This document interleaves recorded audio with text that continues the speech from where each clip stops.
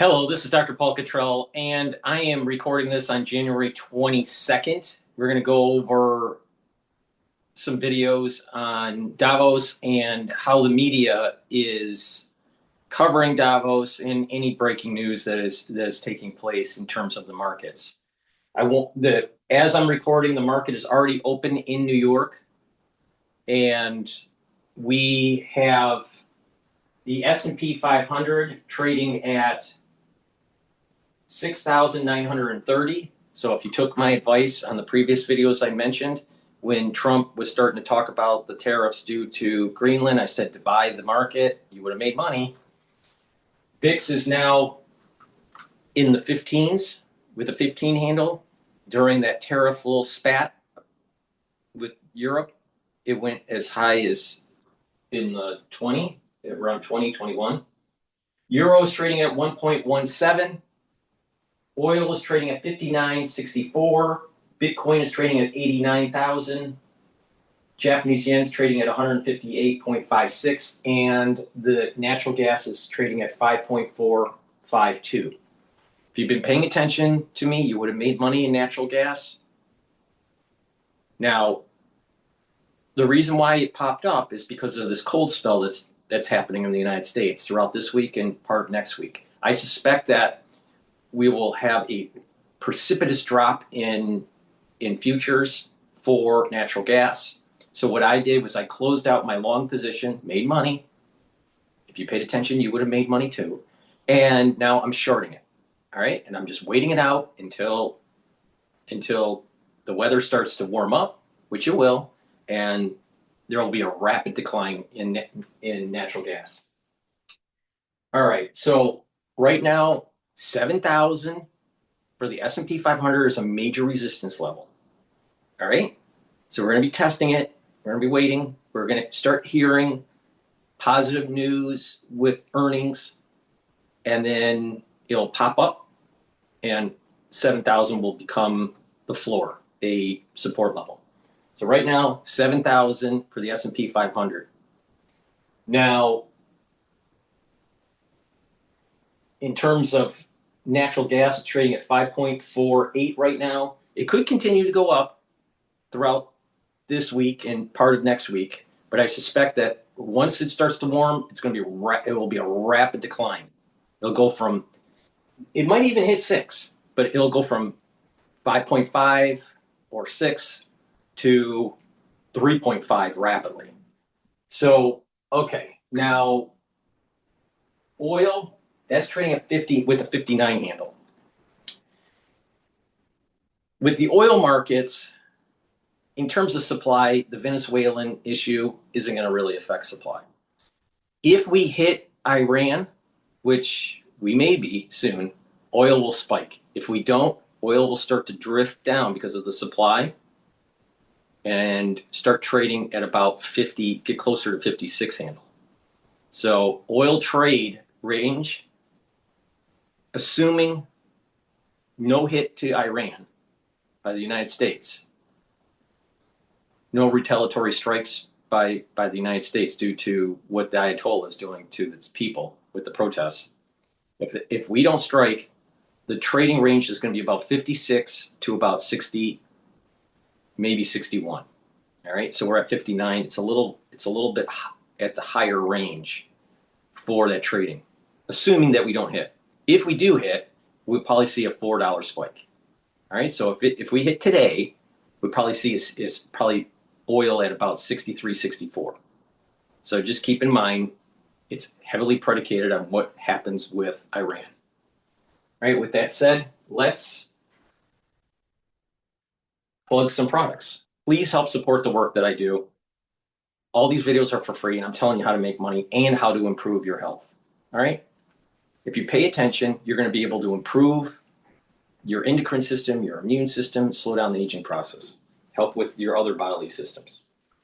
Please go to my store and get the structural nanosilver gels that I have. I have it in the tube form or in the quick dispenser form. You use them the same way. All right? You can apply them topically, and it'll help to improve the health of your skin. You can do that daily. You can put it on a cut, an abrasion, or a minor burn. It'll help to heal it quicker. If you're not feeling well or someone around you is not feeling well, put it on your hands, around your mouth, around your eyes, around your ears. Lightly coat your nostrils. It'll stay active for 5.5 hours, and it'll help to neutralize. Very high quality, so please go to my store and get either the tube form or the quick dispenser form. I also have structural nail silver toothpaste. Helps to neutralize, improve your oral cavity, reduce plaque, has no fluoride. It's a very high quality toothpaste.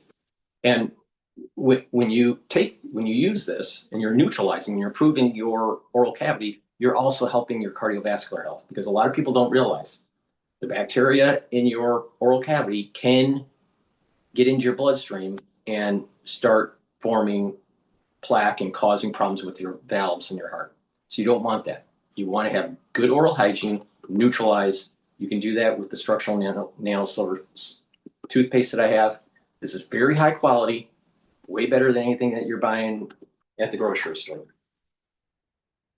And pain relief for your joints, muscles. All right, if you've pulled a muscle or you have a bruise or you have joint pain, use super strong relief. This will work within about 30 seconds. You apply it topically to the area and you will reduce the pain, if not eliminate it. This will also help with headaches. Rub it in your shoulders and the muscles in your neck, and also your temples and your forehead, and it'll help to reduce the headache. So please go to my store, the-studio-reykjavik.com, and get the super strong relief. Very high quality. It's a new product on my store. Use discount 5 on any order. Discount 5, all caps, discount and the number 5. You get $5 off. All right, with that said, let's go to Bloomberg. Gotta talk crypto. From the magazine that helps global leaders stay ahead. The conversation around your company. Bringing you insight on the people, companies, and trends shaping today's complex economy. Planning very big A things. new level of premium. Plus global business, finance, and tech news as it happens. The floodgates of innovation are going to open up. Can't fake fashion, you are. Bloomberg Business Week Daily, only on Bloomberg. The multi-trillion-dollar industry. We'll show you what's happening in ETFs like no one else. ETF IQ, only on Bloomberg. Middle East and Africa. Vibrant resources and high yield investment opportunities abound. Join me on Horizons Middle East and Africa for the stories, newsmakers, and insight from this exciting region. Now weekday, only on Bloomberg. Know how the market day started. Find out how it finishes. Public markets to private markets. From the micro to the macro. Covering retail, entertainment, the business of sports. The supply chains, trade policy, how it all is impacting the U.S. equity market as we drive to the closing bell at 4 p.m. A holistic approach to covering financial markets. If it matters to your life, we're covering it. I'm Katie Grantham, And I'm Romaine Boston, and this is The Close. live every weekday. Only on Bloomberg. Context changes everything.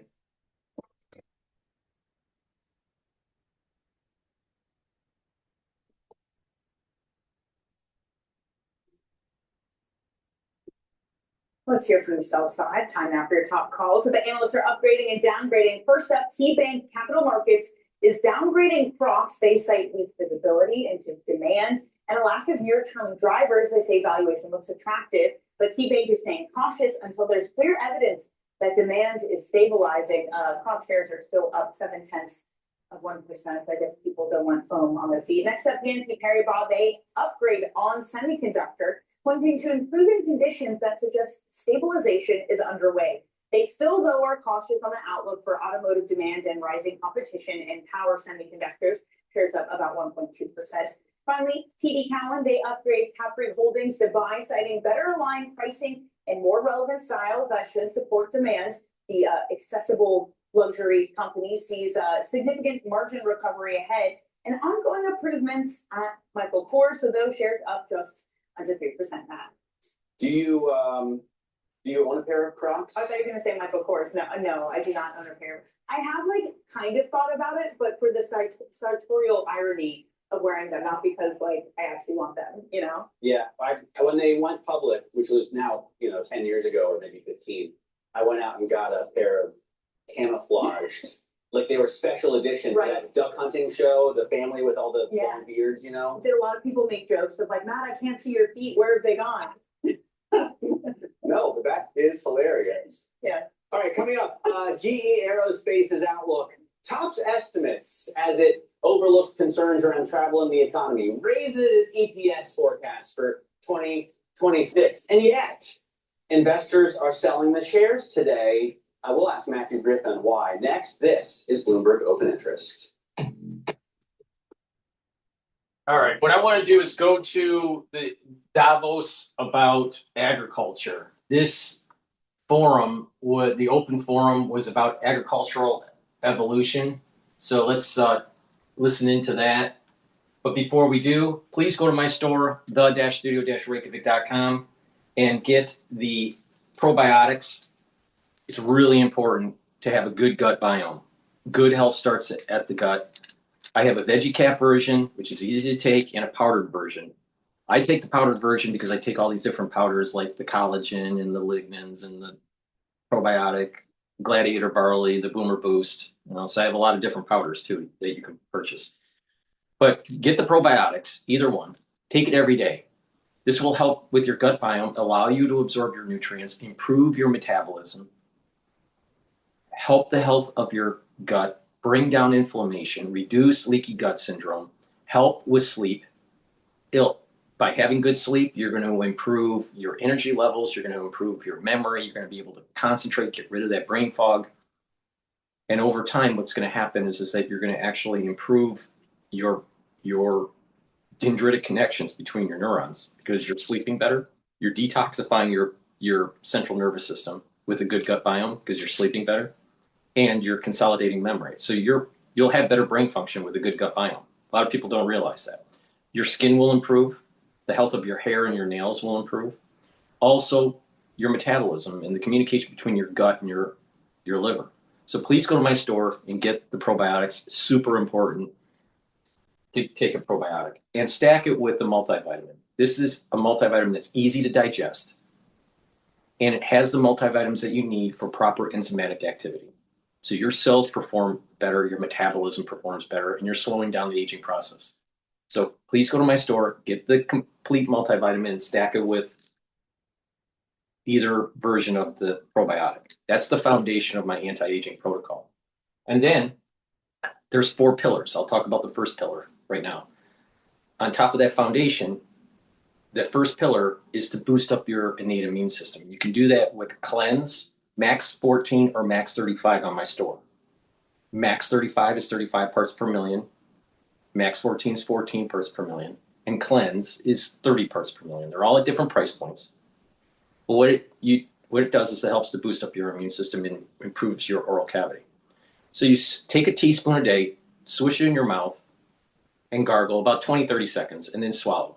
What this will do is improve the health of your oral cavity and your oral pharynx, maintain your mucosal barrier, and help the health of your epithelial cells. This is super important. It will also help to neutralize. So not just improving your immune system and the health of your oral cavity, but because it's neutralizing, you're also helping your cardiovascular health and your valvular health. So please go to my store and get the Cleanse, Max 35 or Max 14. That's the first pillar on top of that foundation of the probiotics and the multivitamin. All right, with that, let's listen into Davos.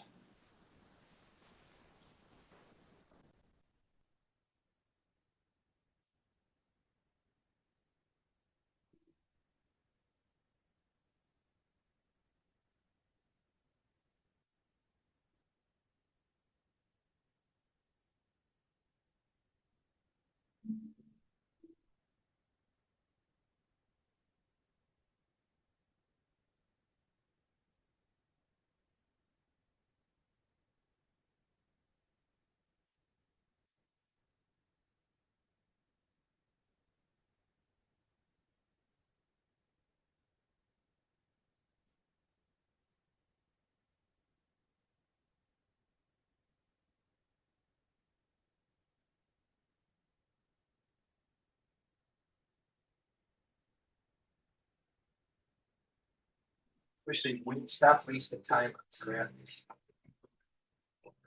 Okay, here we go. Been kind to them. I know mine has. I definitely have felt a different energy this year. This is only my third one, so let's hope that this panel reinvigorates that for some of the people in this room. Look, we're here to talk about agricultural revolution, but in truth, what we're really going to be talking about is whether the world can remain stable, equitable, and fed in the decades ahead. So I'm here today wearing two hats. I am a UN Goodwill Ambassador for the International Fund for Agricultural Development. And I'm also someone who believes that food systems are no longer a sectoral issue. They are now a defining economic, climate, and geopolitical issue. It is, in fact, I believe, the issue of our time. And if you don't know too much about IFAD works with rural people at the first mile across the global south. Rural people who are working hard, farming the ingredients that we know and love, feeding a large population of the world. In fact, I think about 70%, but also protecting the Earth's resilience through things like biodiversity. And their knowledge of nature is something that IFAD recognizes as a tool. In fact, IFAD doesn't just see them at the margins of the problem. They are at the center of the problem. They are also the solution. And we have a really exciting panel today. As you can see, we have very cool guests with us that I feel very humbled and honored to introduce. We have Alice Rueza, who's the president of the Alliance for a Green Revolution in Africa, which is AGRA, as you might know it as.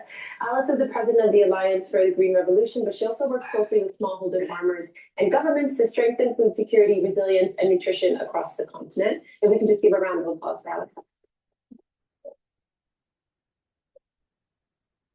We also have Ermin Betten, who's the Chief Sustainability and Corporate Affairs Officer of Flora Food Group in the Netherlands.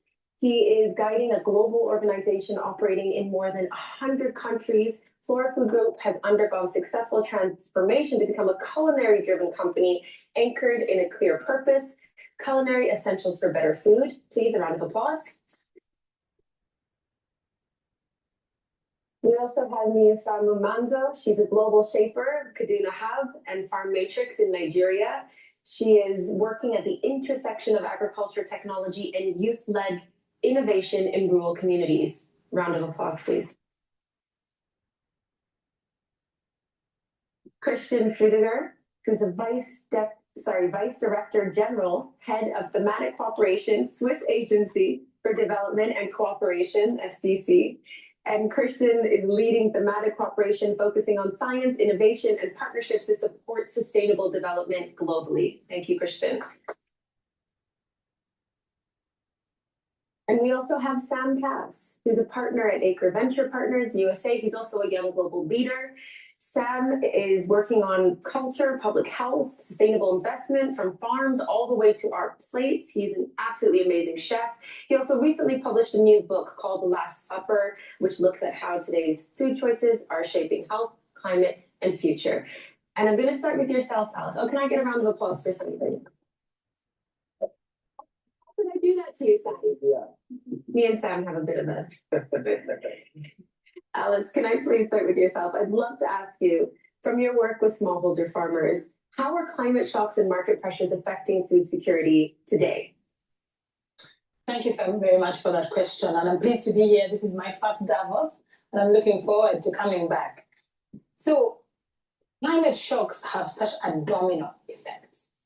You know, they are not just one happening. When one climate shock happens, it triggers hunger, water scarcity, economic breakdown, and long-term development reversals. And I'll give you an example. In 2023-24, we had El Nino. El Nino is a drought that occurred in Southern Africa. In Zambia, maize production dropped by 53%. 1 million hectares affected. Flooding in West Africa, same time, destroyed harvests. Food prices go higher. And the food becomes unaffordable for families who spend at least 60 to 70% of their income on food.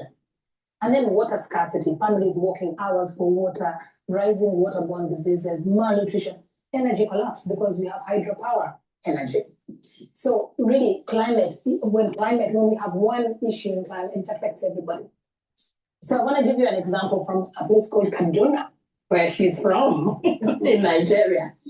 And it's known for dry spells and erratic rainfalls and weak extension systems. And this farmer called Amina, the 34-year-old farmer, who had never farmed rice independently due to cost, risk, and social barriers. We at AGRA worked with the state authorities and system actors to address this constraint.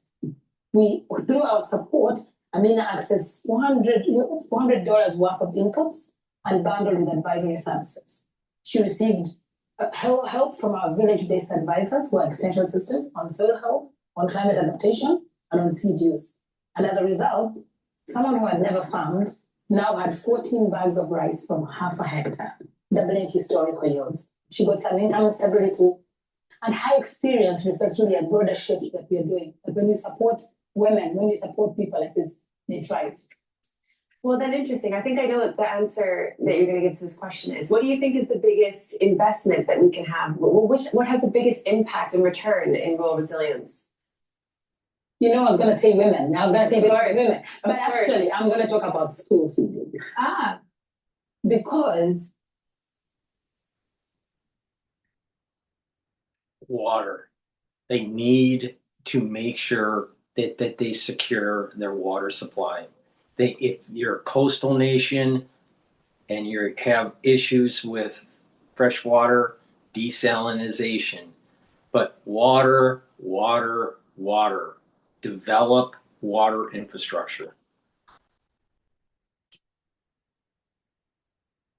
Think about it. Africa is got at least 70% of its population under the age of 22. We are the only continent that is going to have a population growth, and therefore we have a demographic dividend. We can provide the world with labor, with skilled labor. But the only way to do that is if we make sure that our children are feeding on healthy food.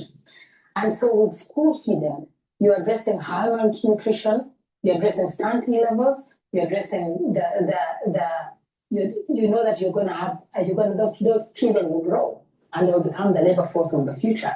And we have several examples which I can share around what we've done in Kenya, Tanzania, and Malawi, where we've directly intervened in school feeding programs by providing biofortified crops like maize, like high iron beans, delivering through those school meals so that the children are getting more efficient, more nutritious food. No, I think that's really important. I actually remember going on a field visit early on and speaking to the community about why the children had stopped going to school. And it was because they didn't have school meals at that school. It is absolutely crucial. I agree. It has been a game changer because even for the children who don't go to school, who live near the school, when that bell rings, everybody eats. It's so special. No, it is special. Thank you for that. Herman, if I can then jump to you, I actually want to ask, from a global supply chain perspective, how are we going to align consumer preferences with farmers and create food systems that are affordable, but I think also accessible? Thank you. Thanks for the question. Thanks for having me here. It's not my first Davos. It's my 17th, but it is my first panel. I managed to be here for so many years and not be on a panel, but it's great. This is your first panel? Yeah, absolutely. I mean, it's like, are you surprised? I didn't know. Yeah. So I was not expecting a lot of response to this question.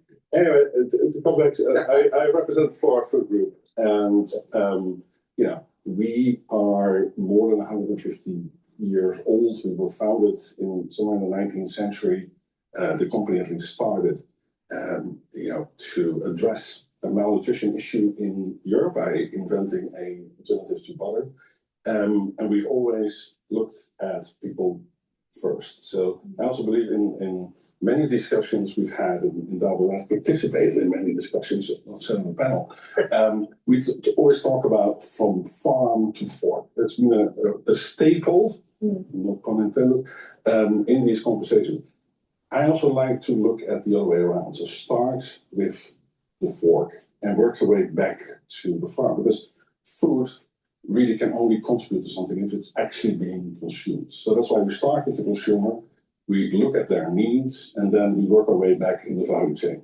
Our products are spreads, creams, liquids. These are not products that are intended for use or consumption in isolation. Right? We're not an ice cream manufacturer. If you come home, you want to watch a Netflix movie, you're not going to walk to the fridge, get a tub of crunchy crock and empty it. That's not, what our book's about. You could, but I would not recommend. Our approach is to make better food, to make meals as a cooking ingredient. And because our products are mostly about fat, and especially about unsaturated fat, it also helps you to absorb these vitamins in school feedings and whatnot. So we started already there, but since that, our products are not meant to be consumed in isolation, it also means that change and progress is not done by just us. We collaborate throughout the supply chain. We start with the farmer, all the way through the retailer where the people who buy our products go to make sure that indeed it is first and foremost needs to be tasty. If it's not tasty, people won't buy it. And then it needs to be affordable, and of course it needs to be nutritious and preferably natural as well. If it all meets these four components, and by the way, more sustainable is another one, but it's not something that consumers immediately will pay more money for. Nevertheless, it is important, and that's also why we look at the carbon impact of our products. And would you consider that inclusive innovation?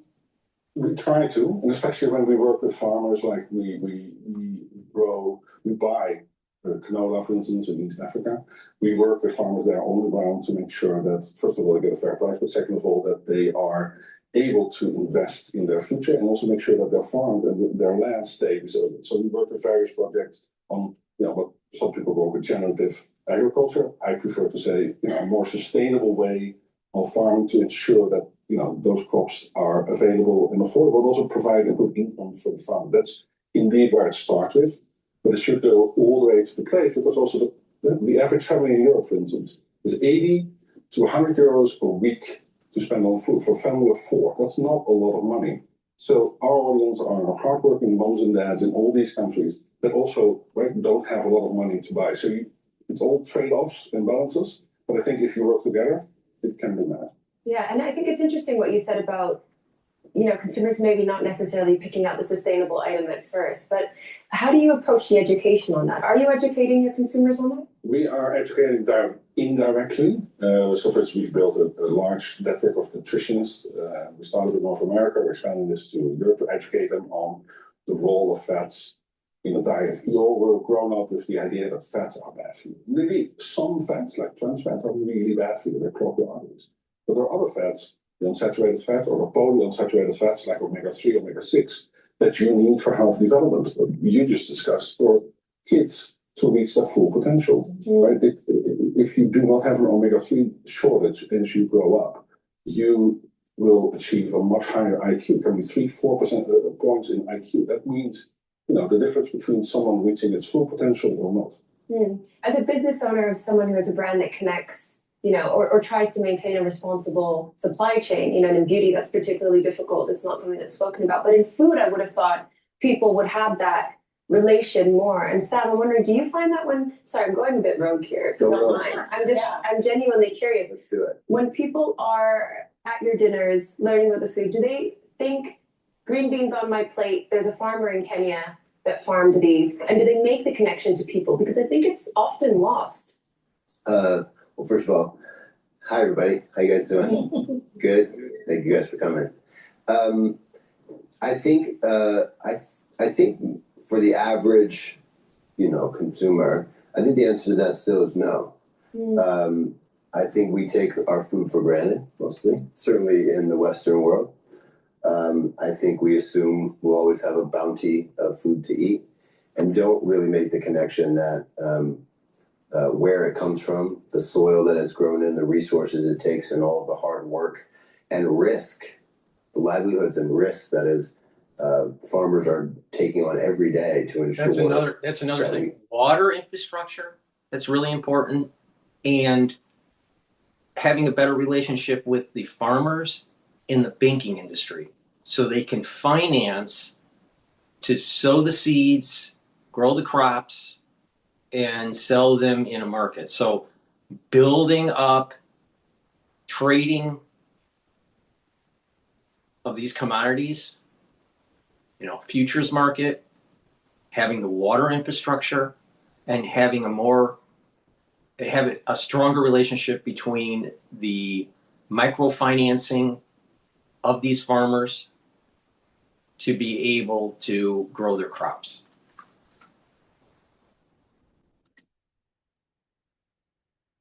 Sustenance. And I think the lack of that connection is actually part of is one of the cornerstones of why we are in such a tough space. I agree. Because if you don't appreciate that and have an understanding about what values we should be supporting, bad outcomes start to happen, both from an environmental standpoint, which we will get into more, but also a health standpoint. And it's that detachment that is leading to a lot of these, dire health outcomes that we're seeing around the planet. Yeah, and actually that's one of the reasons I got into the climate work that I do, through the way of people, because I care about people. And if we're not protecting the earth for people, what are we protecting it for? Well, it's definitely not just the global north, right? And that's a perfect segue actually to yourself, if you don't mind, Nifam. I'd love to ask you, because you're working with young people in rural areas, what are they experiencing right now? I think we think of climate shocks as something that's happening way in the future, where, I was in Zambia a couple of years ago driving across some fields, asking my driver, oh, had they done some burning here? And he turned around and said, no, it just didn't rain this year. The rain season didn't come. So what are people experiencing right now, particularly young people, but also, I guess, what's shaping their economic choices around agriculture? Thank you so much. And hello, everyone. I always like to talk about young people because I feel like they push them by the corner. But yeah, it's that young people are not really scared in rural communities about agriculture or what the economic value looks for them. But what they struggle with are like the risk, the uncertainty, and the invisibility that comes with it. About 58% of Nigerians are like young people who are between the age of 15 to 35 years old. And just put it out there, in Nigeria, over 230 million people, and we are a fast-growing population with young people at the center of it. And most of these young people live in rural communities. I live in Kaduna that have been spotlighted now, and I'm so excited that, there's a farmer from Kaduna that have been noticed here in Davos. Thank you. I brought her story to Davos. Yeah, thank you. But there's still a lot of young people who are very, very passionate about agriculture, but they are not being spotlighted as much. They're not getting the right support that they should get.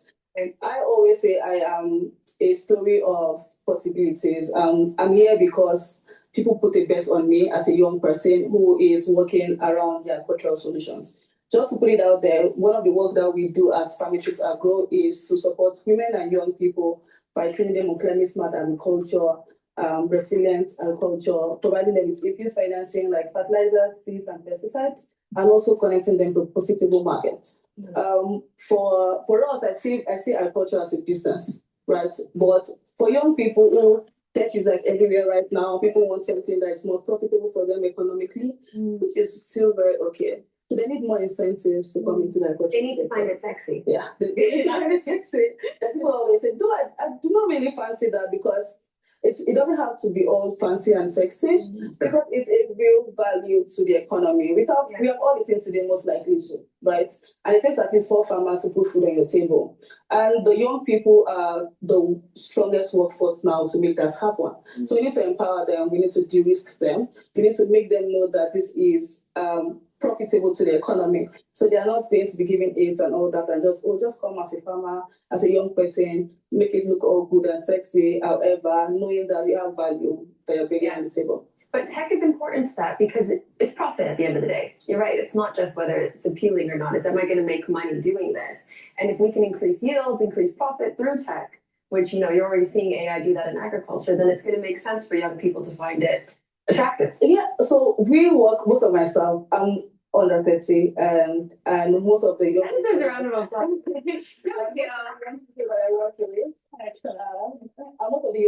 Most of my staff, I'm the co-founder. My co-founder is also a young person, and we have about 7 people who are young people working in my team. And we use technology, so we are AI driven. We have a platform that we're using onboarding our smallholder farmers who are over 8,000 at the moment, and we are scaling to 20,000. Mostly women and young people in northern Nigeria, right? And one of the things that we bring as incentives for these young people are We are young people building for young people, right? So let's show them what is possible using technology, using on the ground knowledge. If you've studied, I studied, my background is in computer science, by the way, but I don't code. I don't write any line of code. My co-founder does that. But yes, so it's that you can study computer science, you can be an engineer, but you can still come into the food system space, right? Because the value chain is very big and broad. So young people have the space in between to come in.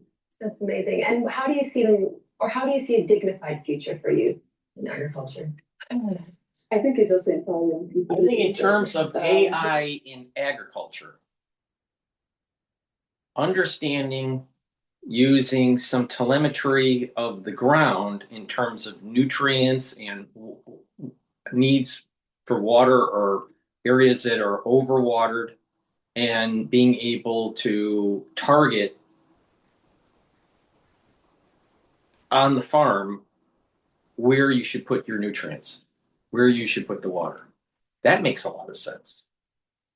But I think focusing on water infrastructure, desalination, building reservoirs, having a more robust futures market and selling those commodities, and having a better relationship between the farmers and the banking industry, maybe even some nonprofits with helping with microfinancing. That will solve a lot of the problems.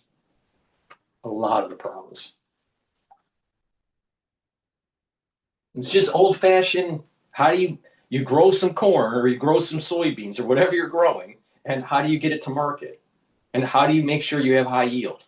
So you have to have better seed. You have to have better soil. You have to have better nutrients. You have to have better fertilizers. You have to have water supply. It's very simple. You have to have laws, plus, maybe some regulation in terms of preventing slash and burn farming, which is terrible.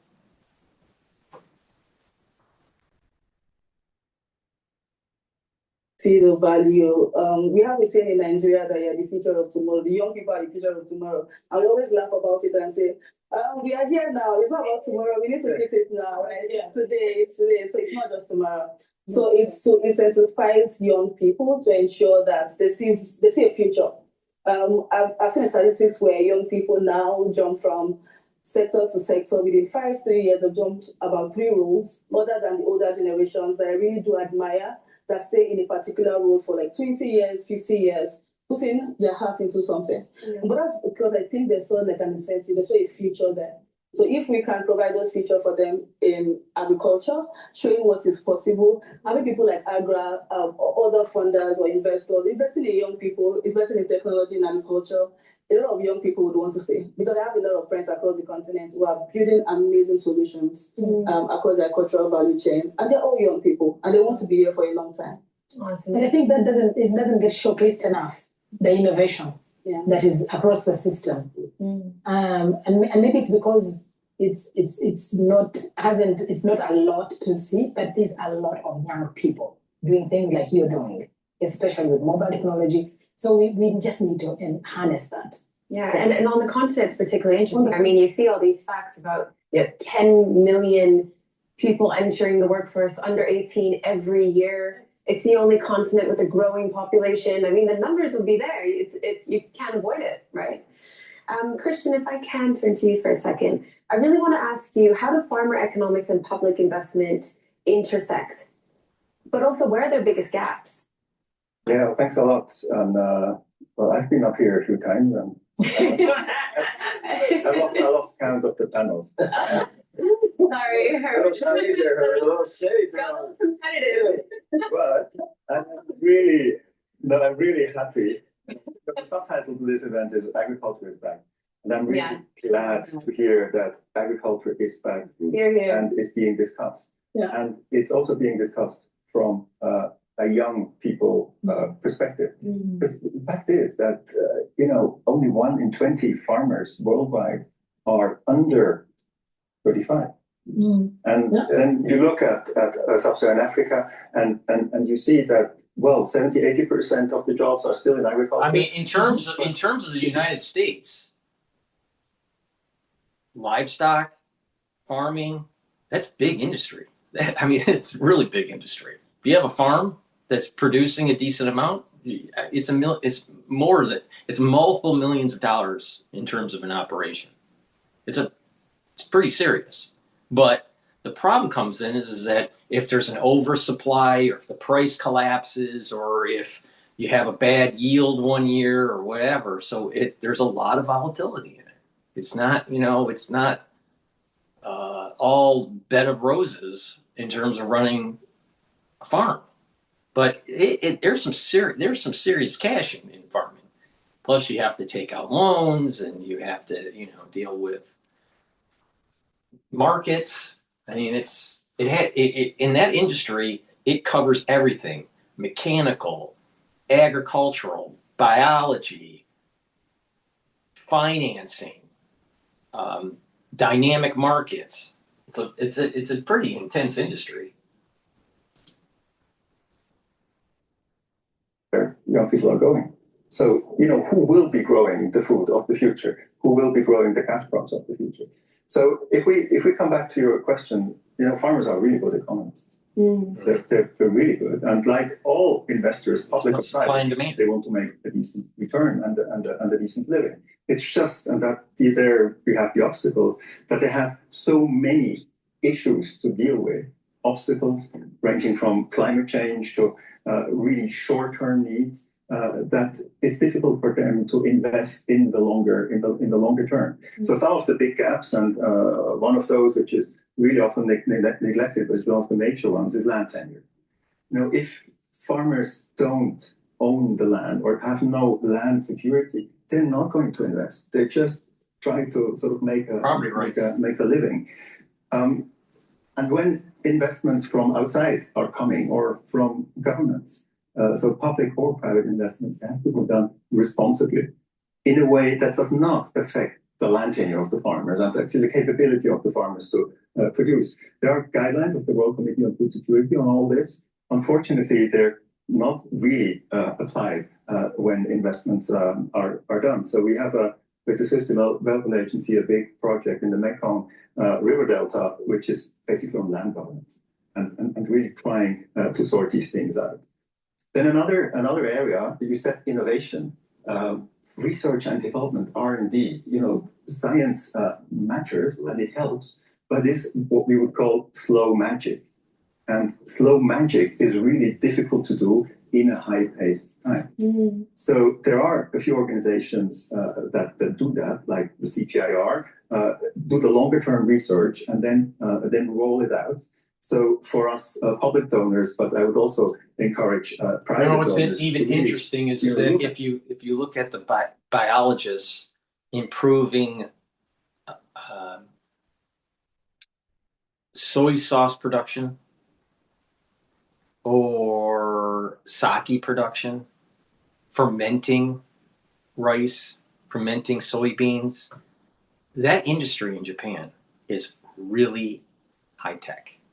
It sounds like something so simple, but dealing with certain molds, strains that work better in different environments, different, pH levels, very high tech, just soy sauce. And so you get into the, if you're in the cheese market, or if you're in, other fermenting markets, or the wine industry, these are really high tech. All right. If a component is high tech. Now, this is what's interesting about these types of industries. It has 1 foot in high tech, and it has 1 foot in an old world. You have to grow it, and you have to ferment it, and you have to harvest, and there's a relationship between the production and the land. But then to have higher yields and to have a more efficient process, a higher quality, more consistent, that is in the realm of biology. And science and research. So these industries, if you really want to get into, you can have a very high level degree, master's, PhD level, and be working in agriculture, working in fermenting, working in the wine industry or the cheese industry, and you'd be making a lot of money because they need this understanding of how to improve the yields, how to reduce the susceptibility of certain crops to failing in the field because of either lack of water or lack of nutrients or insects or whatever, right? So this industry, the agricultural industry, not just in Africa but everywhere in the world, is starting to become higher tech. Genomics, epigenetics, proteomics, culturing, mold culturing, bacterial culturing. These are all like really high-tech stuff. It's not just put a seed in the ground and just grow it, right? And then to try to have it more natural and more organic. But I think the Japanese do it the best, where they blend the old style and try to keep to that, and also have a very strong scientific side to it. Slow magic. Because the slow magic is going to be needed very fast. If you look at South Asia, wheat is reaching a tipping point. It cannot prosper at 45 centigrade. So solutions have to be found really quickly.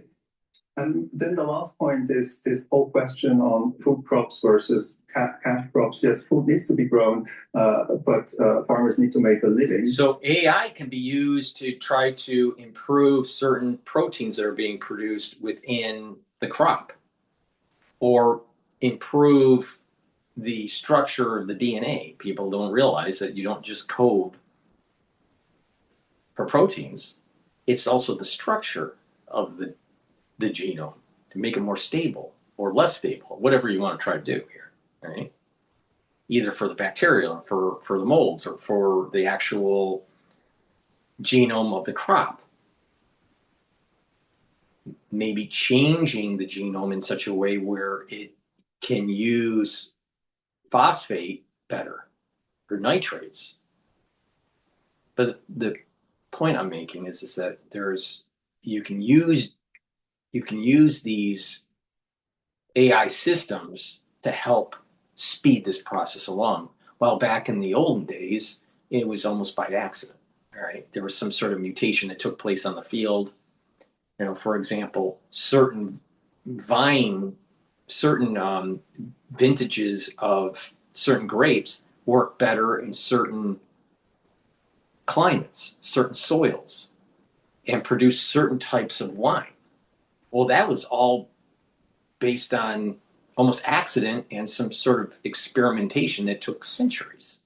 Well, you can speed that up using AI and modeling in AlphaFold and doing docking in HadDoc and understanding what you need to change, and then you confirm that in the laboratory. But the point here is that you can use AI to speed this up. All right. On top of using AI in robotics to automate the actual field,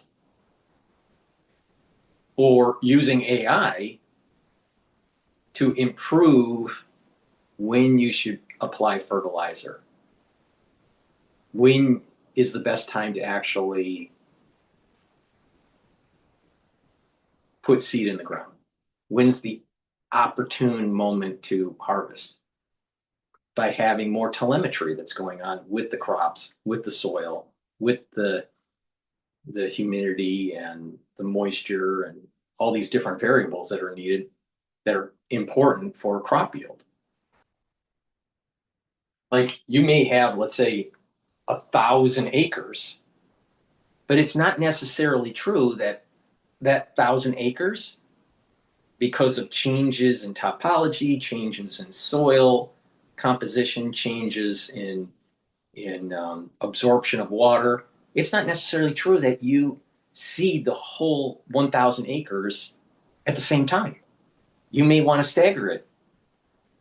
Maybe in one sector you do it, and then you wait another week for another sector.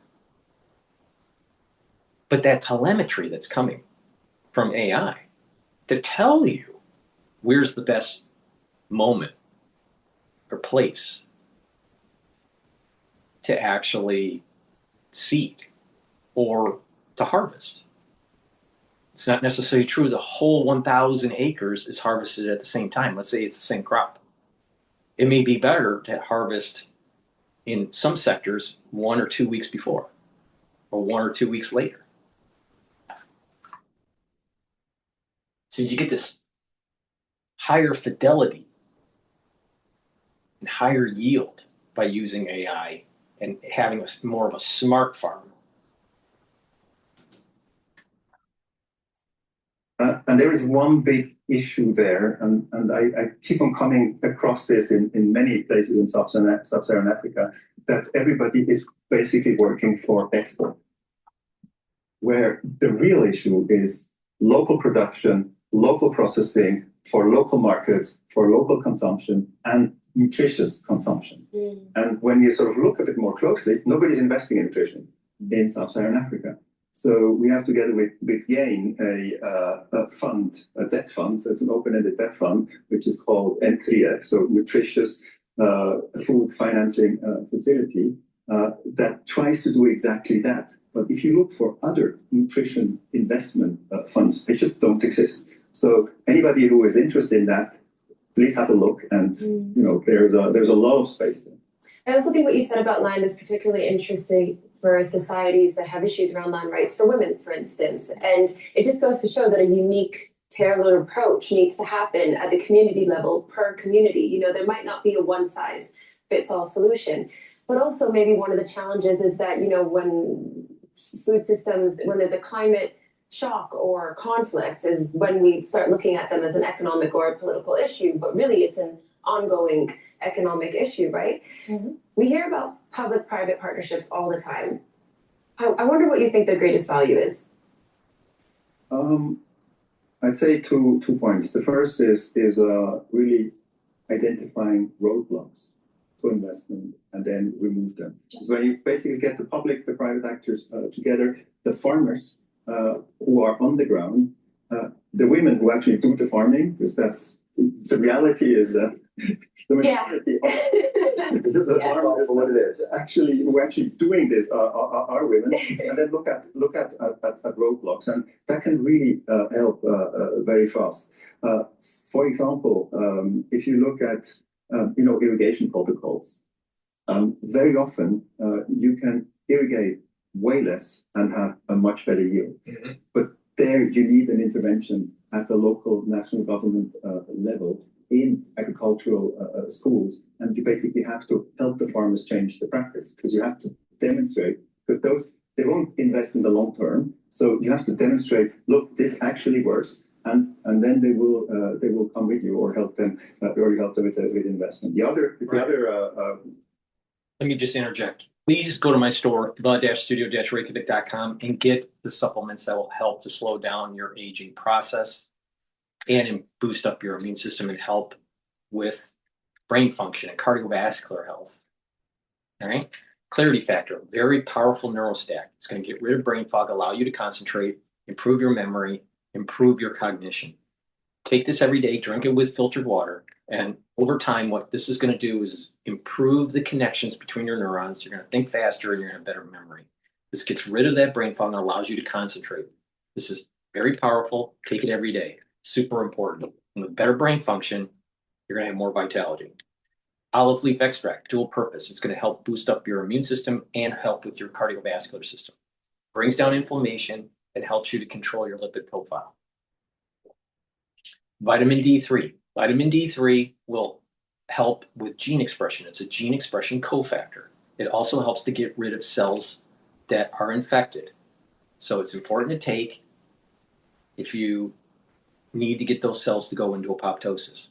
Super important during the winter season. Vitamin D3 helps with bone density. It helps to absorb calcium. And when you're doing resistance training, it's going to help to deposit that calcium. So you have better bone density. And the dual purpose deodorants that I have for males or for females, you can get it in peppermint, lavender, and tea tree, or in citrus.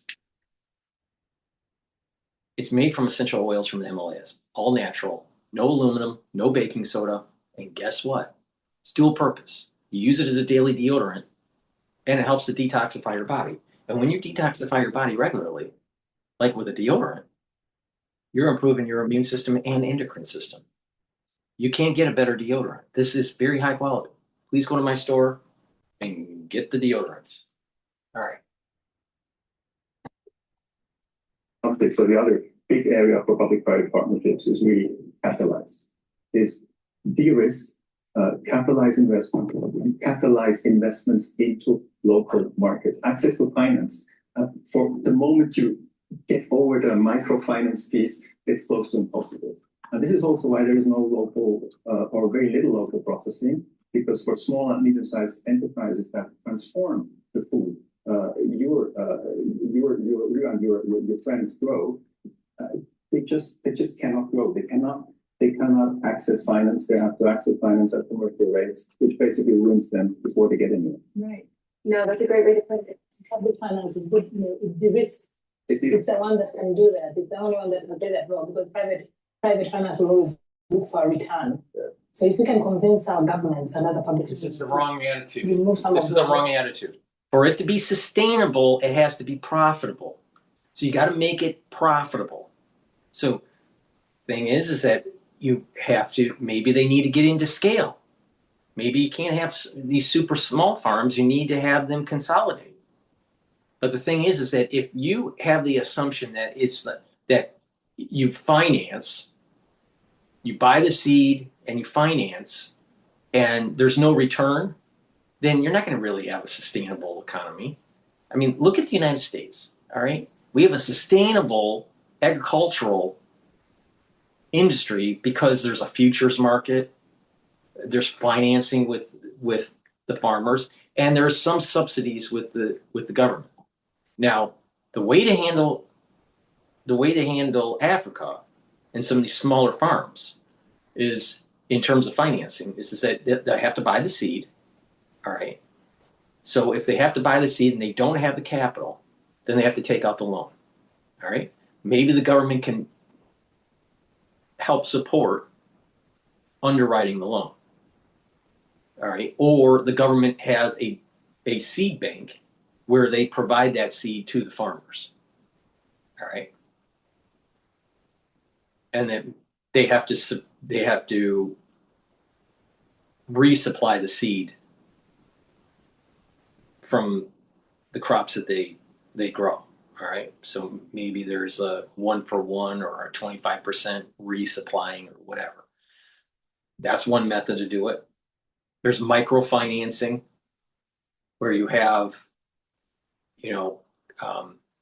NGOs that have private philanthropy coming in to help with the microfinancing to help them to get started. Maybe they can help underwrite some of the loans, but you have to have a robust futures market where the crops that they grow are sold, and you need to have a robust financing market through the banks, maybe help with underwriting from NGOs and governments, maybe a little bit of financing in seed banks. But the thing is that to assume that there's not going to be some sort of profit generated by the finance industry loaning to the farmer, then it's a non-starter, because that means is you just want something for nothing. You want something for nothing. That's really basically what it is. Well, if you want something for nothing, then whatever you grow, create the seed that you need. So you grow crops, and then you have, you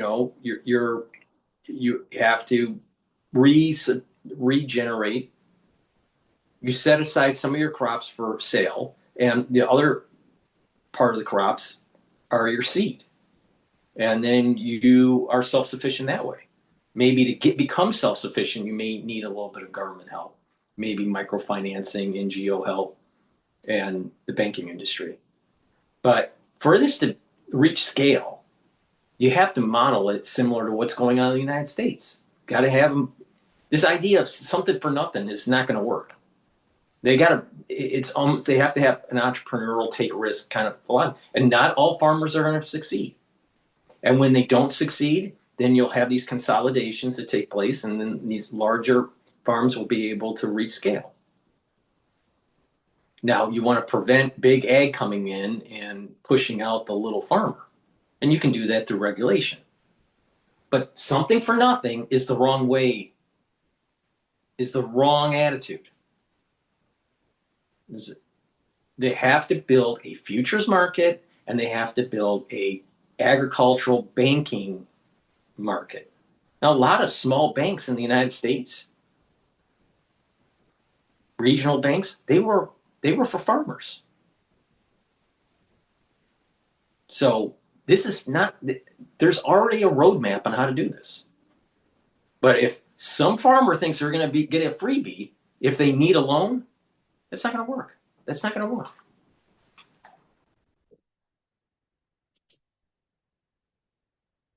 So the private sector can invest it with, Right. Yeah. the system will work, yes.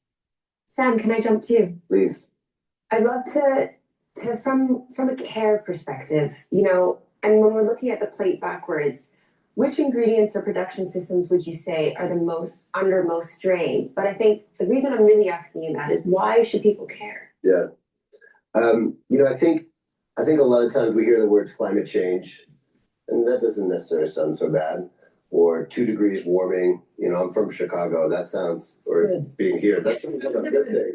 I'm like, let's warm it up. Can we do 5 degrees? And I don't think we've done a good job at helping people understand what's really at stake. And what's really at stake is our way of life, fundamentally, as human beings. And I first did a dinner at COP21 called The Last Supper, entitled The Last Supper, of all the ingredients that at the time I thought that our kids and grandkids weren't going to be able to have. And this is a long list of like coffee, wine, chocolate. And just right there, it's like, what else do you need to know? Like coffee, wine, and chocolate, we should be like in the streets, like changing this. Yeah. But it's a long list: shellfish, crustaceans, nuts of all kinds. First of all, if we start having a change in temperature, assuming there's not a feedback loop and we get colder environment, not a warmer environment, but let's just say that it keeps on going to a warmer environment. The northern areas of the world, like Canada, the tundra, like Russia, they're going to actually start thawing out. And the actual climate zones that are normally for certain crops will start to move northward. Like, for example, there are climate zones in the United States. Michigan is, depending on what area of Michigan, but Michigan is typically about, I think, a 4 and a 5 per climate zone. All right.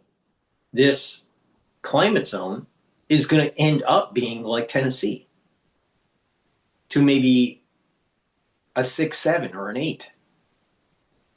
So what is a 4 or 5 right now for Michigan is going to end up in Canada to be a 4 or 5, while in Canada it's like a 1 and a 2. So everything's going to move upward. All right. So things that may be growing in Brazil or Central America will start growing in Texas, the Carolinas, and Louisiana. Everything's going to shift. It's going to shift slowly. It's not going to shift rapidly. So I'm not too worried about chocolate, cocoa beans, coffee. It's just going to be replanted in a different area or wherever the climate zone is.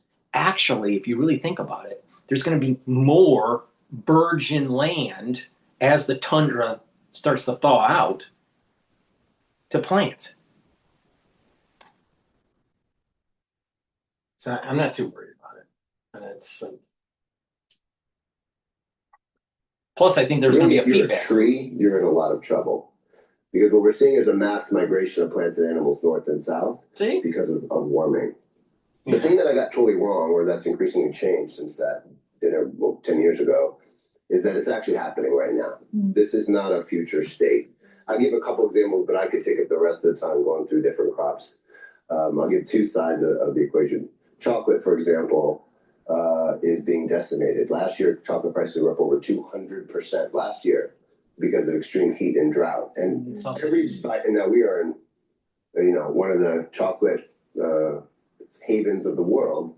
But every bite of chocolate that we eat basically comes from smallholder growers from about 10 degrees of the equator. It's 5 above and 5 below. 5 above, 5 below. And so that crop, when you project out to the future, most of the areas that are currently growing chocolate, and coffee, by the way, is the same, will unlikely be able to support consistent chocolate production, which means those trees have to move, but they don't walk very well. And the implications for those communities and the people who have their whole livelihoods wrapped up in one of the most delicious things one can eat are really at stake. So you can go through wine is moving to the French are buying land in England to make champagne. And things are really messed up when the French are buying land in England to make champagne. That's like emergency alarm bell. Like, what else you got to say? But then we start to get to the big commodities. And when you start to project out to 2040, 2050 and beyond, that's when it starts to get actually pretty scary. I'll just take rice, but we can talk about wheat. We can talk about corn and soy. Rice, depending on where you are in the world, the estimates vary pretty widely. But we're looking at somewhere between a 10 to 40% reduction in average yield. And that doesn't take into account, with extreme weather events, regionally, we're going to see total collapses or large collapses of a harvest year over year. So it's like an overall decline with a lot more volatility and disruption in between. 3.5 billion people rely on rice every day to eat. And so when you start to think about as yields decline, that means prices are going to go up. And we are already dealing with hunger and food insecurity and malnutrition on a level that is completely unacceptable in 2026. That's only going to get much worse. And as you see some dramatic declines, you're going to see forced migration, more political instability, more food insecurity, and conflict as a result. And when you deal with those big commodities, it's on a scale that is really hard, honestly, to comprehend the implications of that. And so if we don't start to do much greater work to reduce the overall footprint of the globe, but also start preparing our food systems to adapt and be much more resilient, we basically have all of our eggs in a couple baskets. Almost everything we eat comes from 12 plants and 5 animals, over 70% of our calories. If you're an investor, you would never just put $1 trillion in a couple stocks and hope it works. We have basically done that for our food system because we've created a system that came out of basically the most stable 10,000 years of weather in the history of the globe. We just got really lucky. For real, it's been super calm compared to the history of the planet. And we've had natural resources of water and soil that have been super plentiful, but now we're entering an age of extreme volatility with nowhere near enough water, and our soil resources have been depleted. And so we have to do a lot of work to prepare the system. It's an engineering problem. Develop crops that are more resilient in that changing climate zone. If you can't, then create zones where you're going to grow those crops in a different climate zone. Not a big deal. Water, you can desalinate. We're surrounded by water. It is bullshit when someone says that we don't have enough water. We have tons of energy. We have tons of water. We can filter it and turn it into fresh. It's an engineering problem. It can be done. Don't believe what he's saying. If we got all this energy to make digits for AI, we got tons of energy to be able to desalinate. What investors can do. How do we shift demand towards some sustainable systems? Back to me. Yeah. Nice. Thinking on you. So I think So I think it has to start with culture. I spent 6 years in the White House working on food policy. I have to say, in the Obama White House. You better qualify that. Very clear. You better qualify that. And I ran food policy, and I was also their chef. So I had both sort of sides of the equation. I'll tell one quick story to sort of show what's underpinning this. So I'm running the First Lady's big health campaign. It's like a kind of a big deal. She's like, I want real results, and let's make this happen, and it's gonna better be perfect. But there was a policy in the White House of giving out free soda. It was like the one perk you got. You didn't make very much money, and you worked your butt off all day long, and you couldn't take anything. We took no perks. But from a tradition long ago, you got free soda. But I was like, we can't, it's Michelle's, she's got a huge health issue. I can't give out free soda. We're going to get creamed in the press. So I talked to her, and she's like, yeah, we got to get rid of that. And I was like, okay, cool, we're getting rid of it. So I went and told the sort of cafeteria, it's called the Navy Mess, we got to get rid of the soda. And I tell the chief of staff and the deputy chief of staff, by the way, there's a new policy because we just can't be exposed like this. And they were like, what did you say? Oh, yeah, we can't. So they're like, over my dead body. And they were like, this is who we are. This is my ritual. Like, so every day I get my Coke. You're not taking it away from me. I was like, come on. Like, what are you talking about? You just have to pay for it. It'll be there, but you got to pay for it. Within like 2 days, she had organized the entire West Wing. And as I would walk down the hall, they'd be like, you're not really going to do that, are you? And what I realized is, so then it ended up getting to the president. And he comes in, so I'm looking at him, he's like, hey man, it was like the economy was collapsing, with all this stuff. He's like, hey man, listen, I can't take this one on right now, man. People are freaking out, and like, we gotta let him drink the Coke, okay? But what I realized was that one food product had become a real ritual. It had become what people would do to gather at 3 o'clock, take a little break, do something good for themselves, interact socially with each other. And for some, it was an identity. Like the deputy chief of staff, I cleaned the story up. It was actually a lot more intense with vulgarity. It was really her identity. Like, you never saw her without a can of this. And it was really who she was. And what I realized was that top-down decisions and policies don't work. We are all experts. We all eat multiple times a day. It is who we are. It's how we understand who we are not. It's how we show love to each other and how we show love to our children. And so if you want to change fundamentally what we eat, we have to really change what we value as a culture. And right now, we're not valuing our nourishment. We're not valuing the planet that feeds us. We're not valuing the people who are producing it. And so it's easy to say these policymakers need to change or these companies are bad, but the underpinning that shapes those decisions, we skip over. And that's the hard, slow, difficult work that underpins all the other change. And so I think that's the foundation of it. Yeah, but I have an example also about charcoal. We wanted to get rid of charcoal, because of deforestation. And we talked to this community who said, no, our food, then the food we eat here can only be cooked with charcoal. The taste is different. You cannot put it on anything else. So the solution we had to come up with planting trees only for charcoal, so that we'd stop them from cutting down the indigenous trees and planting the eucalyptus, which they could use for, so that they could continue using charcoal food, because for them, that particular food, old matoke in Uganda, where I come from, and only tastes better with charcoal. I bet it does taste good. Yeah, I can't. It's fantastic. Especially when you put in banana leaves. It's very good. Beautiful. I'm getting hungry now. Yeah. But it is a bit hard sometimes, Sam, to fight the marketing machine of the foods that, I find myself, I'm such a bad eater. Like, I'm really bad. Nobody and you find that. Nobody. Thanks, Nobody find that. guys. But I really am. I don't know. I eat like a 6-year-old with money. Like, it's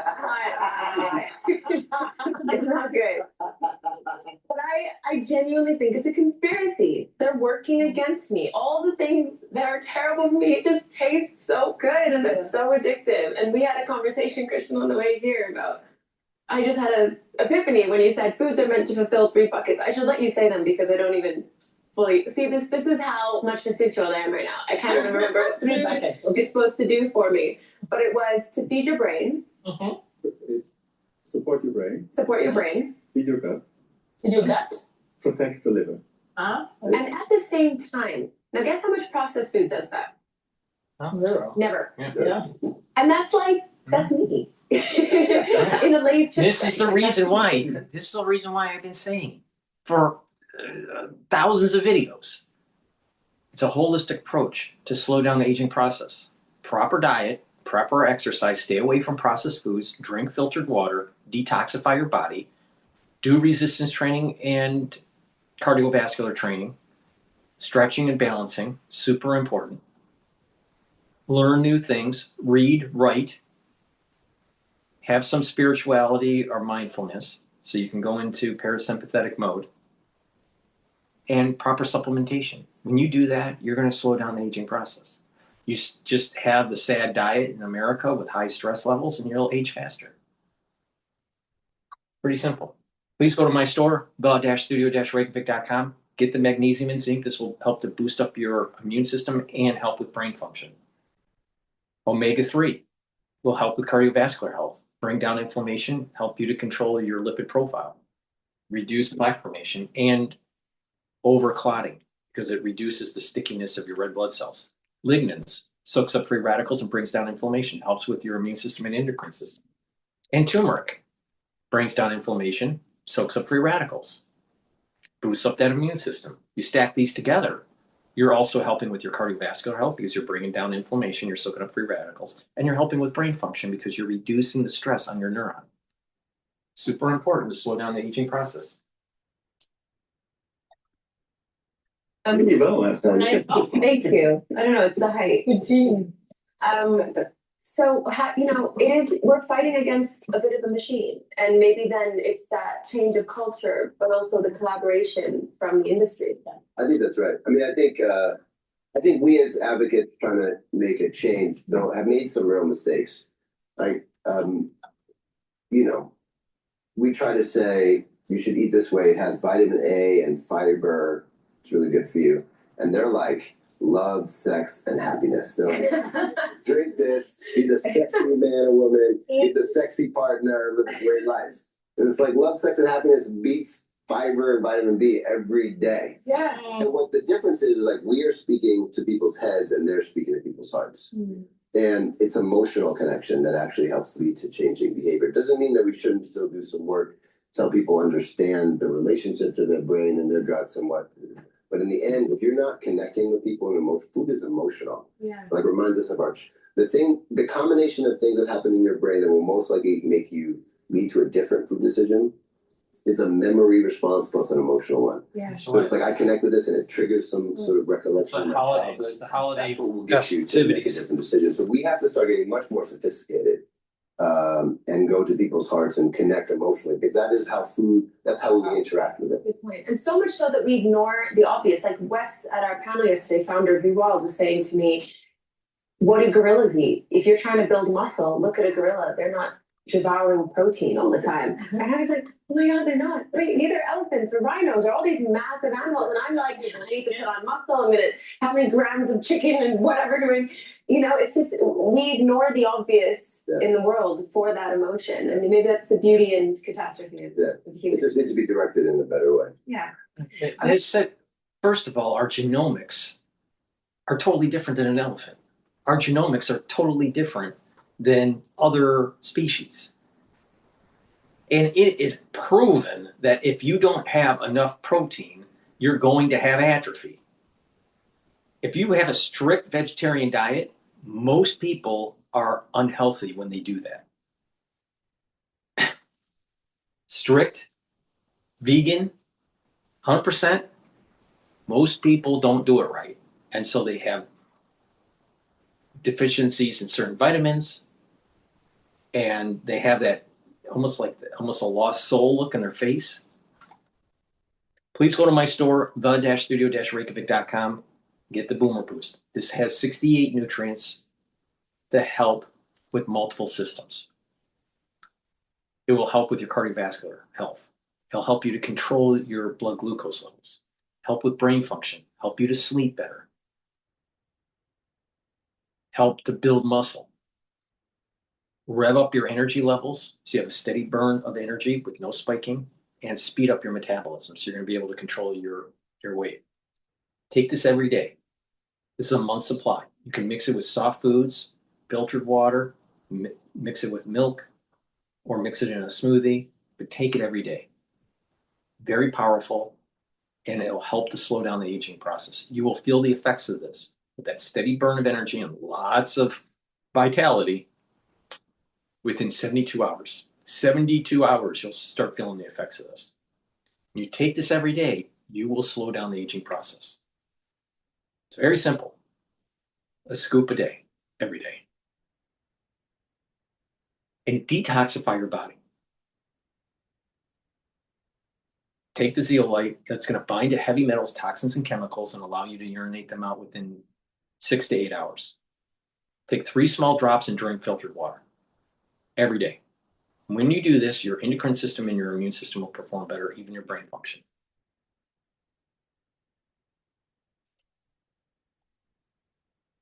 The room to some audience questions.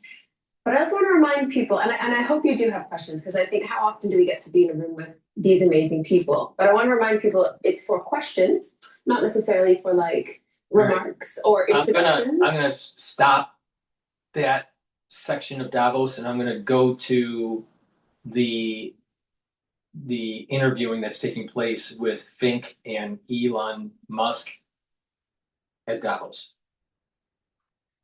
I'm on Mars, and I'm like, yes, but just not on impact.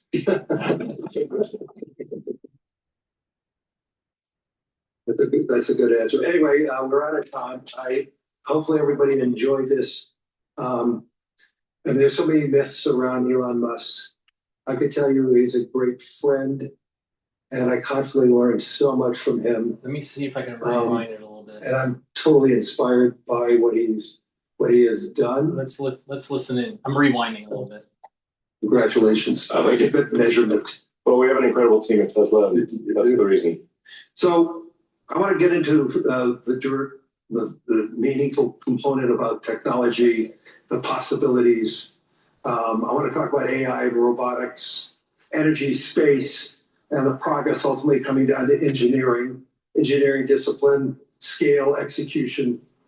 And few people, if not anyone, has the experience and the fortitude to confront these issues head on. Not just the ideas, but the execution across so many different technologies, Elon. And that's why I thought it was important for us to have this dialogue here in Davos. So you're presently building on AI, on robotics, on space, on energy, all at the same time. When you look across those efforts, what do they have in common from an engineering standpoint? Well, they're all very difficult technology challenges, but the overall goal of my companies is to maximize the future of civilization, like basically maximize the probability that civilization has a great future, and to expand consciousness beyond Earth. So, say SpaceX, for example, that SpaceX is about advancing rocket technology to the point where we can extend life and consciousness beyond Earth to the moon, to Mars, eventually to other star systems. And I think we should always view consciousness, life as we know it, as precarious and delicate, because to the best of our knowledge, we don't know of life anywhere else. You know, I'm often asked, are there aliens among us? And I'll say that I am one, but or you're from the future. They don't believe me. Okay. I think if anyone would know if there are aliens among us, it would be me. We have 9,000 satellites up there, and not once have we had to maneuver around an alien spaceship. So like, I don't know. Bottom line is, I think we need to assume that life and consciousness is extremely rare, and it might only be us. And if that's the case, then we need to do everything possible to ensure that the light of consciousness is not extinguished. Space is big, very big, big, big, big, as Trump would say. All right. The chances of other life forms not existing that are of similar intellect as the humans or far beyond the intellect of the humans, the probability of it is extremely high because of how big space is, how big the universe is. Let's just assume we have just one universe, not a multiverse. All right? So there are other intelligent species out there, 100%. But because space is so large, the probability of them communicating with each other is pretty small. So it may seem to the individual civilizations that are out there in the distance that no one else is out there, but they are. But the amount of space between them is so vast that they're not going to communicate with each other. And even if one society figured out a way to communicate through entanglement of quantum physics, the receiving end may not know. So it doesn't matter. So it's kind of like that Nietzsche thought. If there's no one in the forest and the tree falls, did it really fall? Well, from the perspective of these different species, no other species exists. Even though they do, they just can't communicate because they're too damn far. There's a microcosm example of this. When the world population was really small, just a few thousand, and scattered, did it know that other communities existed? Let's say communities in Europe, the Neanderthal, did they know, at a certain period of time that there were communities in Africa? Probably not. Until there were migrations. But the point that I'm making here is the chances of interspecies communication or contact, super small percentage. I mean, very super rare. Probably will never happen. But that doesn't mean that they don't exist. Just from our perspective, because we can't communicate with them, it seems as though they don't exist. Because we're effectively, the way I view it is, the image in my mind is of a tiny candle in a vast darkness, tiny candle of consciousness that could easily go out. And that's why it's important to make life multiplanetary, such that if there is a natural disaster or man-made disaster on Earth, that consciousness continues. That's the purpose of SpaceX. Tesla is obviously about sustainable technology, and also at this point we've sort of added to our mission sustainable abundance. So with robotics and AI, this is really the path to abundance for all. If you say, people often talk about solving global poverty, or essentially how do we give everyone a very high standard of living. I think the only way to do this is AI and robotics, which doesn't mean that it is without its issues. I mean, we need to be very careful with AI. We need to be very careful with robotics. We don't want to find ourselves in a James Cameron movie, Terminator. He's got great movies, all his movies, but we don't want to be in Terminator, obviously.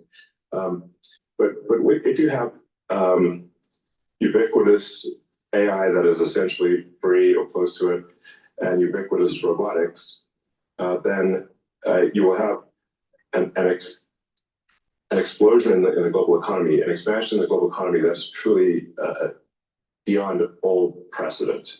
Elon, can that expansion be broad? Yes. Or is it narrow? And how can it be created? How can it broaden the global economy? Yeah, it's going to be Star Wars. If you have a large number of humanoid robots, the economic output is the average productivity per robot times the number of robots, right? And actually, my prediction is in the benign scenario. This is where Elon is like a little crazy. What are human beings going to do if all the robots are doing all the jobs? And let's say you have debt. How are you going to pay your mortgage? What happens? The robots want life, liberty, and the pursuit of happiness.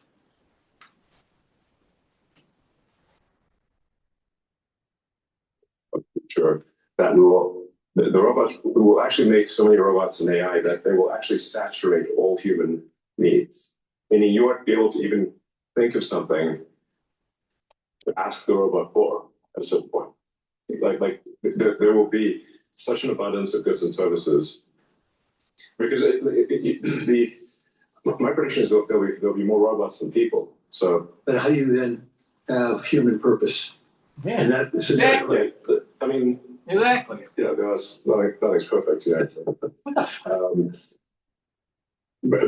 It is a net. It's going to destroy the economy if all the robots have the jobs.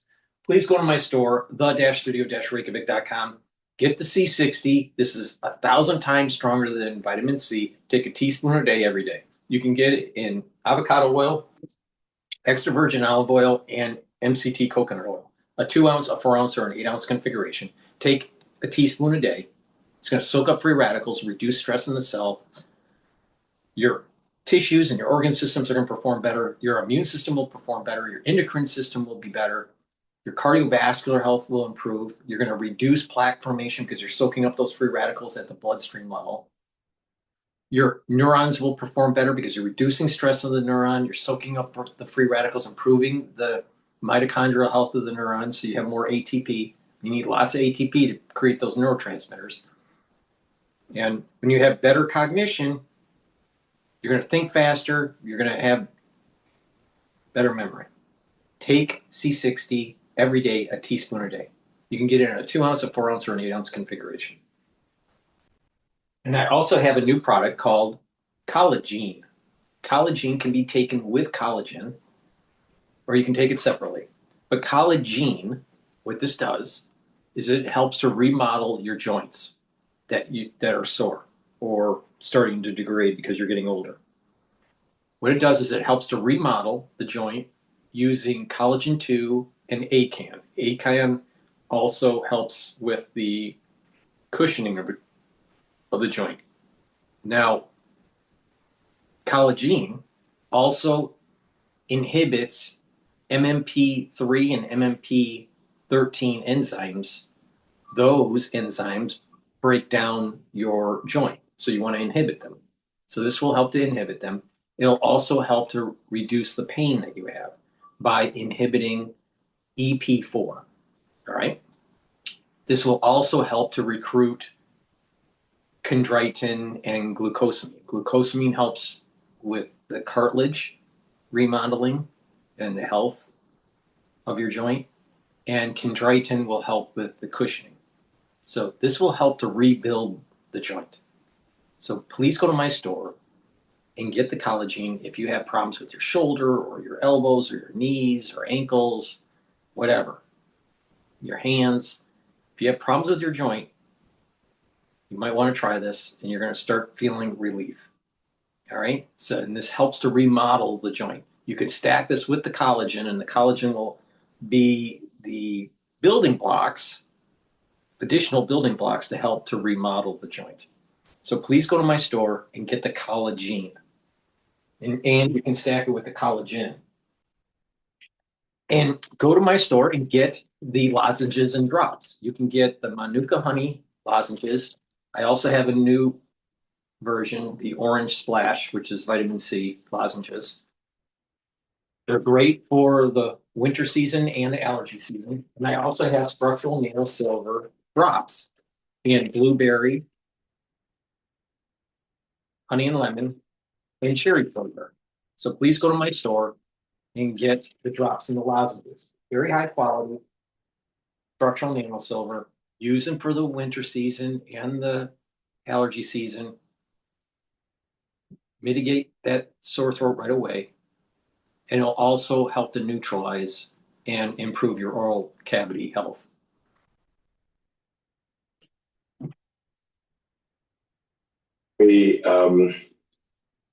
Like you can't have both. You can't have work that has to be done and amazing abundance for all. Because if it's work that has to be done, then you and only some people can do it, then you can't have abundance. Then it's narrow. It's narrow, yeah. Exactly. So, but if you have billions of humanoid robots, and I think there will be, I think everyone on Earth is going to have one and going to want one, because who wouldn't want a robot to assuming it's very safe, watch over your kids, take care of your pets. If you have elderly parents, a lot of friends of mine said they have elderly parents. It's very difficult to take care of them. Expensive. Yeah, it's expensive. Right, but if you're a corporation and you need a bunch of accountants, why don't you just hire R2D2? Eventually, you'll get to a point where you're decoupling human labor and capital. And when you do that, what do people do?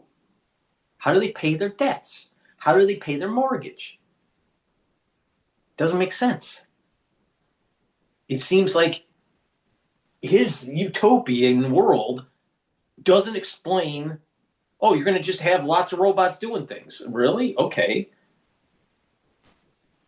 But there's a certain point where the robots will do all the jobs. What do people do? The robots are the farmers. The robots are working in the factory. The robots are doing the accounting. The robots are cooking. And what do we do? And his answer is that we're just going to get the AI dividend. We're going to have universal income in the AI dividend. Well, what about this disparity when it reaches a critical mass and there's lots of robots out there, but no humans that are working? All right. They're not employed. But you have this disparity between the billionaires or trillionaires or 100 trillionaires or whatever, zillionaires, and the universal income. So the haves and the have-nots is going to divide even more. So I would really, if he starts saying all the rich people are going to lose all their money, and that everyone's going to be at some sort of utopic equal level, then maybe what he's saying is starting to make sense. But I don't think that's what he's saying. There's going to be a lot of rich people. There's going to be a small group that have a lot of money, and the most of the masses will be peasants and have no means to get out of their hell. His dream of this Star Wars stuff doesn't make sense to me, because human labor and capital will decouple.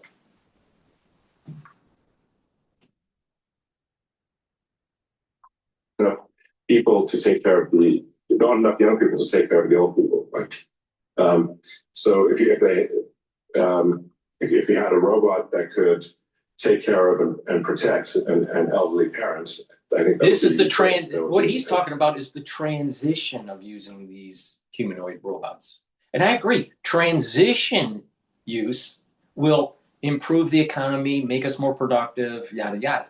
But once corporate America decides, human accountants, no, R2D2, yes, and lots of other companies do the same thing across all different industries, all different job groups, what do humans do? He can't answer the question. He can't answer the question. And what about all the people that have amassed, like himself, huge swaths of money? What happens with them once all the jobs are gone? Something doesn't make sense. Big down. And I think we will have those things. So, and overall, I'm very optimistic about the future. I think we're headed for a future of amazing abundance, which is very cool. In the transition period. And definitely, we are in the most interesting time in history. I think there's a more interesting time in history. Can you and I reverse aging in this new history, or are we going to see it? I haven't put much time into the aging stuff. I do think it is a very solvable problem. Like you can do it. I think when we figure out what causes aging, I think we'll find it's incredibly obvious. It's not a subtle thing. The reason I say it's not a subtle thing is because all the cells in your body, with some pretty much age at the same rate. I've never seen someone with an old left arm and a young right arm ever in my life. Why is that? He's wrong. He's wrong. Your heart can age faster than your liver. Your brain can age faster than, let's say, your spleen. If you take biopsies of different tissues, you will notice that your metallization is different. That means that your tissues are different. They have different ages. And this is for most people. Now, that age may be plus or minus 5, plus or minus 10. If you don't take care of your body, or if you have some sort of genetic disorder, it can be as much as plus or minus 30, depending on your age.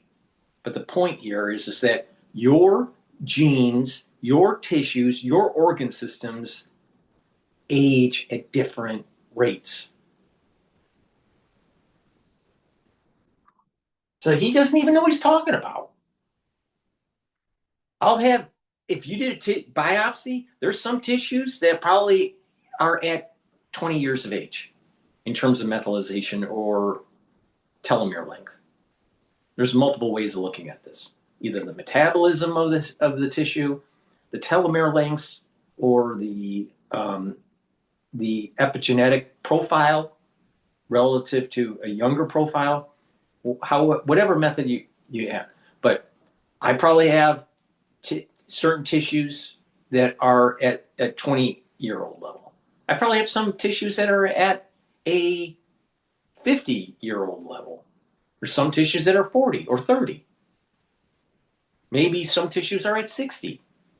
The point here is that everyone has a big range. Now, if you can slow down the methylation process, then you're more on the average of being at the younger end of the spectrum than the older end of the spectrum. That's the whole point of slowing the aging process. Reduce the methylation, reduce the shrinking of the telomeres.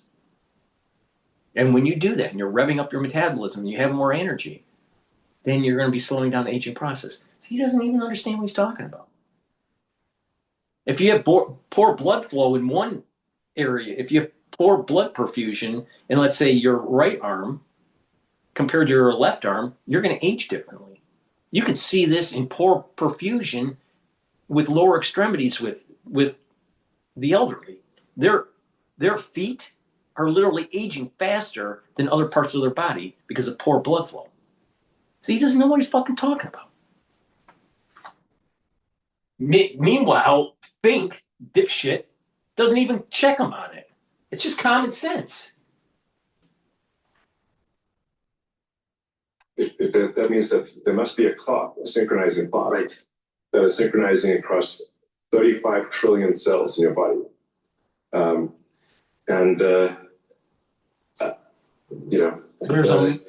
There is a momentum of age. through methylation and through telomere lengths, there's a momentum that takes place. So it's in a range and it's moving in a certain direction. All right? But different tissues have different growth rates for aging. Different aging rates, I'll call that.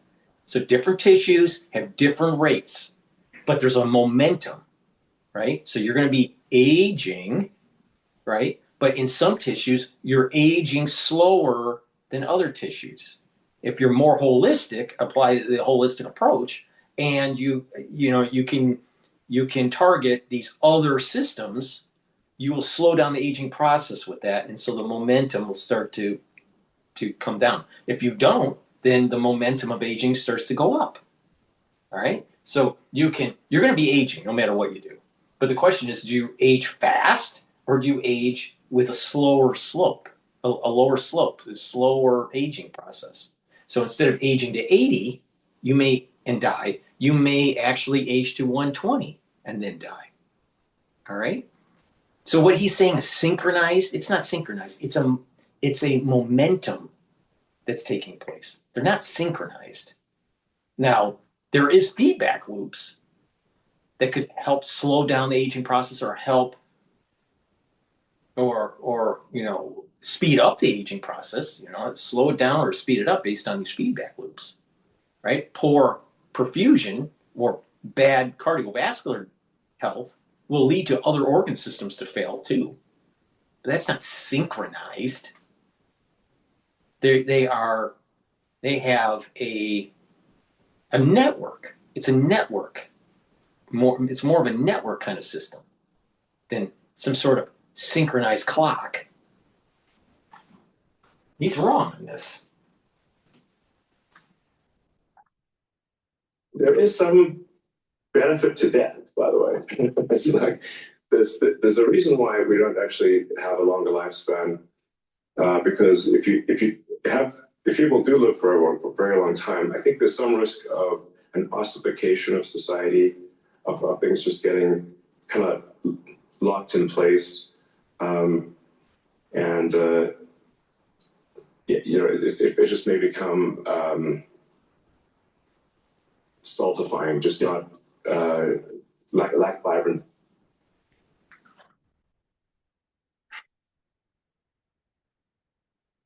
If you live for 5, 6, 1,000 years, don't you think that we'd be able to have a faster means of planetary discovery for colonization, as he's saying here?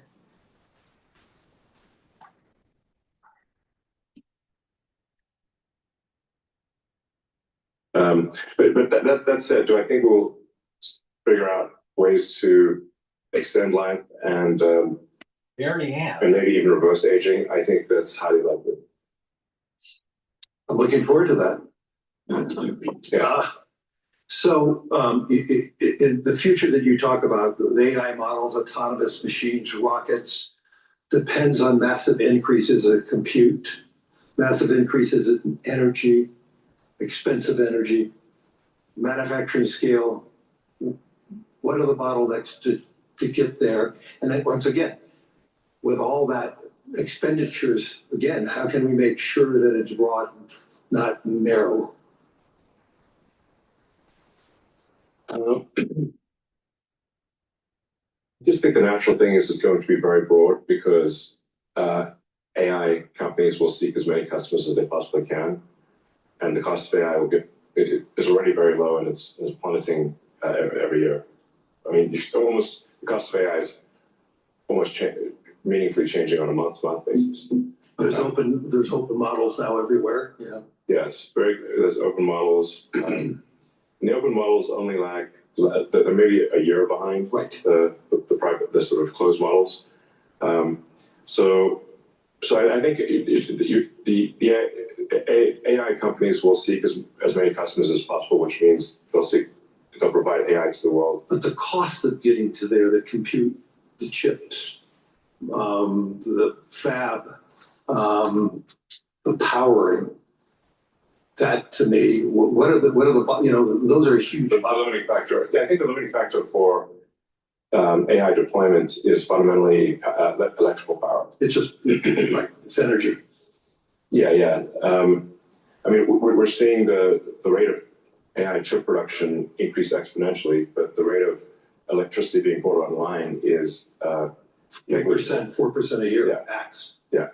It's clear that we're very soon, maybe even later this year, we'll be producing more chips than we can turn on. But except for China. China's growth in electricity is tremendous. They're building 100 gigawatts of nuclear as we speak.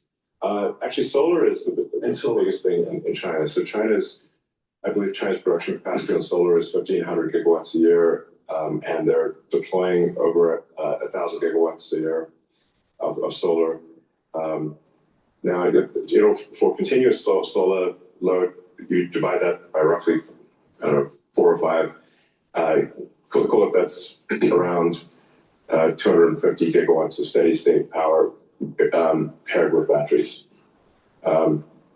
And that's a very big number. That's half of the average power usage in the US. Right. So US power usage on average is 500 gigawatts. China, just in solar, in solar that can provide steady state power, and batteries can do half of the U.S. electricity output per year just for solar. Solar is by far the biggest source of energy.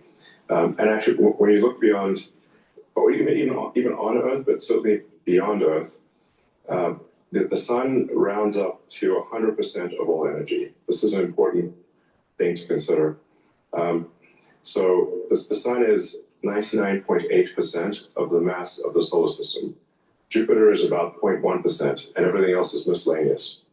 Now, even if you were to burn Jupiter in a thermonuclear reactor, the amount of energy produced by the sun would still round up to 100%, because Jupiter is only 0.1%. If you teleported 3 more Jupiters into our solar system, and burnt 3 more Jupiters and everything else in the solar system, the sun's energy would still round up to 100%. So it's really all about the sun. And that's why one of the things we'll be doing with SpaceX within a few years is launching solar-powered AI satellites. Right. Because the space is really the source of immense power. And then you don't need to take up any room on Earth. There's so much room in space, and you can scale to enormous. You can scale to, I think, ultimately hundreds of terawatts a year. You and I have had these conversations before, but why don't you tell the audience what would it take for the United States, and what type of geography would it take to have that solar field to electrify the United States? And then let me ask a question, why aren't we doing it? Yeah, so, I mean, I guess a rough way to think about it is 100 miles by 100 miles, or call it 160 kilometers by 160 kilometers of solar is enough to power the entire United States. So the 100 mile by 100 mile area is, I mean, you could take basically a small corner of Utah, Nevada, New Mexico. Obviously, we wouldn't want it all in one place, but it's a very small percentage of the area of the U.S. to generate all of the electricity that the U.S. uses. And the same is true, actually. I mean, for Europe, you could take relatively unpopulated areas of, say, Spain and Sicily, and generate all of the electricity power that Europe needs. Why don't you think that there's a movement towards that here and in the United States? Well, there is. As it is in China. Well, unfortunately, in the U.S., the tariff barriers for solar are extremely high, and that makes the economics of deploying solar so artificially high, because China makes almost all the solar. What would it take for Europe or the U.S. to build it commercially, if it's that scale? if you're going to have at scale, you're going to have large swaths of your land, a solar field, and you can't farm. So until you can use paints and shingles on roofs or some sort of concrete that can absorb energy, store it from the sun, it's not doable. Do you want large swaths of your land that could be used for farming to generating electricity? So it's just not, and it doesn't even look nice. And then what about leakage? Because you have these toxic materials that are in the solar panel. What happens when they break? What happens when they age and they start leaking into the ground? So what used to be a farm to make corn can no longer be used because you have a gigantic leak issue with these metals. Bad idea. Bad idea. And we don't even know how much oil we have or natural gas.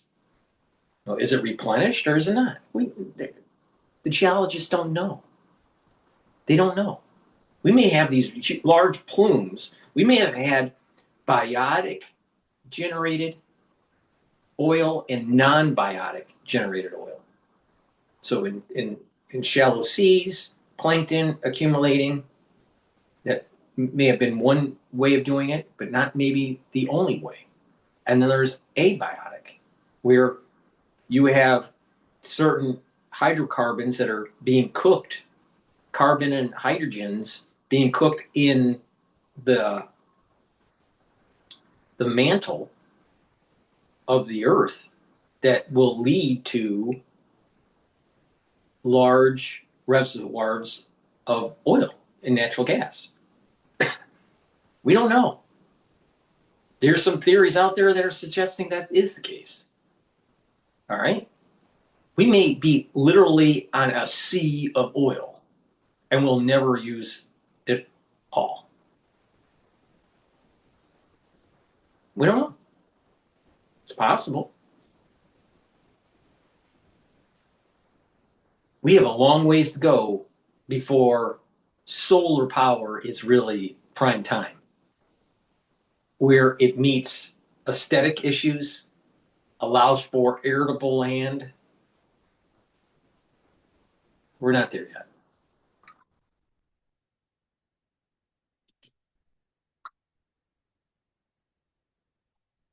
Yeah, I think well, I can tell you what we're going to do, SpaceX and Tesla is we're building up large scale solar. Right. So the SpaceX and Tesla teams both separately are working to build to 100 gigawatts a year of solar power in the U.S. Of manufactured solar power.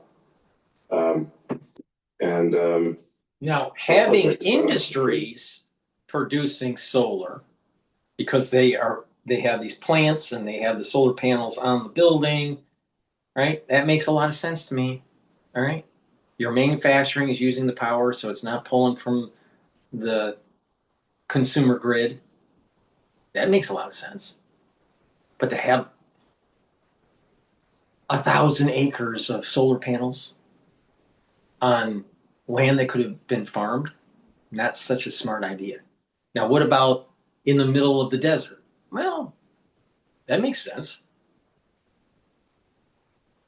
But most of the United States is not desert. Please go to my store, the-studio-reykjavik.com. Get the Gladiator Barley. This will help to build muscle, bring down inflammation, soak up free radicals, and detoxify your body. Do some resistance training. You're going to build some muscle. And when you also take this every day, you're helping your cardiovascular health, your immune system, and your endocrine system, even your brain function, because you're soaking up free radicals and you're bringing down that inflammation and detoxifying your body. When you do that regularly, you're going to slow down the aging process. Make sure you do some resistance training, especially back muscles. Myotrol. This will help with gene expression. You can take this separately or you can stack it with the Gladiator Barley. But Myotrol is especially important for people that are 40 years of age or older to be able to build muscle. It helps with gene expression. This has polyphenols flavonoids, and lignans to help with the gene expression so you can build muscle. Do some resistance training. Take the Myotrol. This will also help the health of your mitochondria. So you have the energy to maintain and build that muscle. So you're reducing atrophy. Super important. Now, if you're younger or older and you're an athlete, you will increase your performance in your sport by taking Myotrol. And again, stacking it together is the best option because this will help with the gene expression to build muscle. This has the ingredients to build that muscle because it has this is a powder that has protein in it. All right. And lots of other micronutrients. But the point here is that this also will bring down inflammation so you recover quicker after a workout and soak up free radicals and detoxify your body so you get all these other positive externalities like a better immune system, better endocrine system, better brain function, better cardiovascular health. So please go to my store, get the Myotrol, get the Gladiator Barley for the best stack. That's the end of my broadcast. I'm getting tired of listening to Elon Musk. Thank you for listening. Have a nice day.